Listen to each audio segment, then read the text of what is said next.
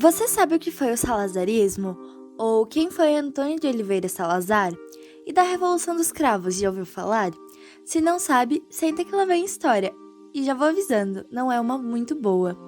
O salazarismo foi um regime ditatorial fascista, instaurado por ele, Antônio de Oliveira Salazar, que ocorreu em Portugal de 1933 até 1974. Ou seja, iniciou antes da Segunda Guerra Mundial, no período em que nossos conhecidos Hitler e Mussolini chegaram ao poder, e perdurou até meados da Guerra Fria. As características do salazarismo não fogem muito das que a gente já conhece dos regimes ditatoriais fascistas. O nacionalismo, um lema que ironicamente tem Deus e família no meio, nesse caso era Deus, pátria e família, e aquela propaganda do líder como se fosse o salvador de tudo. Fora o conservadorismo, o colonialismo, o patriotismo e os famosos anticomunismo e antidemocracia. Porém, isso não importa agora, porque do que a gente vai falar mesmo é da resistência que esse regime ditatorial enfrentou. Durante todo o período que Salazar esteve no poder, uma parte da população sempre mostrou não estar lá muito satisfeita com o rumo que Portugal estava levando, o que é bem justificável. Assim, a resistência ao salazarismo foi se intensificando com o passar dos anos, e pode ser dividida em 3 importantes fases. A primeira delas, bem no iniciozinho das loucuras do ditador, de 1926 a 1943, não era bem um exemplo de organização. Foi uma resistência violenta e fraca que se destacou pela formação do Movimento Nacional Sindicalista e uma tentativa de assassinato falha contra Antônio Salazar. Já na segunda fase, que foi do final da primeira até mais ou menos 1960, o negócio começou a esquentar. A oposição ainda era pequena, formada apenas por aquelas classes que um fascista sempre deixa claro que odeia: os intelectuais, comunistas, democratas e os liberais. Porém, meu amigo, a coisa finalmente começou a tomar forma. Agora, a resistência era declamada nos poemas de Sofia de Mello Brenner Andersen. Estava presente em obras literárias como Novas Cartas Portuguesas, que denunciou a guerra colonial, o sistema judicial, a imigração, a violência e a situação das mulheres, e em Contos da Solidão, livro de um preso político acusado de conspirar contra o governo.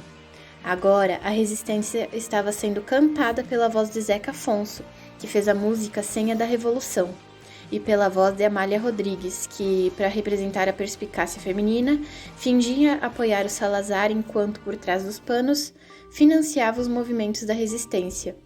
Além disso, nessa fase, muita coisa importante aconteceu, como a formação do Movimento de Unidade Nacional Antifascista, para agrupar e reorganizar a oposição. No mais, com a derrota das forças do eixo da Segunda Guerra Mundial, Salazar foi forçado a fazer eleições para passar uma imagem de governo democrático.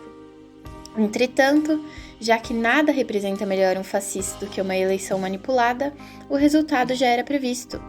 A oposição não teve seu lugar ao sol e Salazar se manteve forte, mas com mais um desafio pela frente.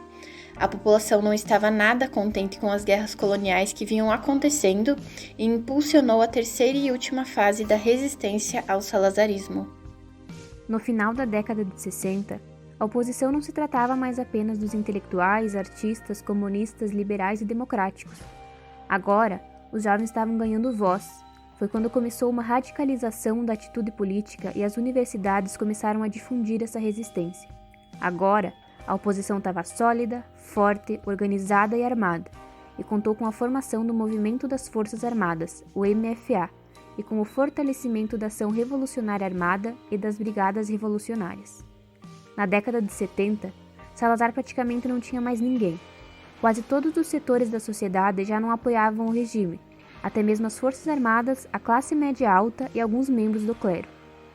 Assim, ocorre o pontapé inicial dela, a Revolução dos Cravos, que foi a resposta portuguesa a uma economia atrasada em relação aos vizinhos europeus e à insatisfação geral da população, que viu na morte de Salazar, em 1970, um fio de esperança para o avanço de Portugal. Assim, no dia 24 de abril de 1974, o jornal República publicou uma nota para que o povo escutasse a emissão da rádio Renascença da Noite. Nesse mesmo dia, às 22h55, os emissores associados de Lisboa começaram a transmitir a canção E Depois do Adeus, e tem início as operações do MFA.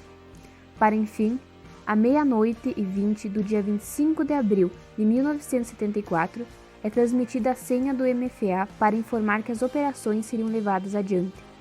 A senha era a música Grândola Vila Morena, de Zeca Afonso, que era até então censurada. Assim, as tropas portuguesas ocuparam locais importantes em Lisboa e ordenaram a destituição de Marcelo Caetano, substituto de Salazar, do comando do país. Diante da vitória rápida e sem hostilidades, que deu ao fim a 41 anos de ditadura, dizem que uma florista começou a oferecer flores aos soldados que colocaram nos canos dos fuzis. Os cidadãos que saíam às ruas para comemorar também pegaram cravos, e assim esta flor virou símbolo e nome da Revolução. Enfim, sabemos que terminar o vídeo assim ia ser bem mais emocionante, mas é importante destacar que junto com o fim do regime de Salazar, ocorreu o fim da guerra colonial e o reconhecimento da independência das colônias portuguesas na África. Além da volta dos exilados pelo regime salazarista, uma nova eleição presidencial, uma nova Constituição e o início do processo de entrada de Portugal na Comunidade Econômica Europeia. Agora sim acabou. Beijinhos históricos e até mais!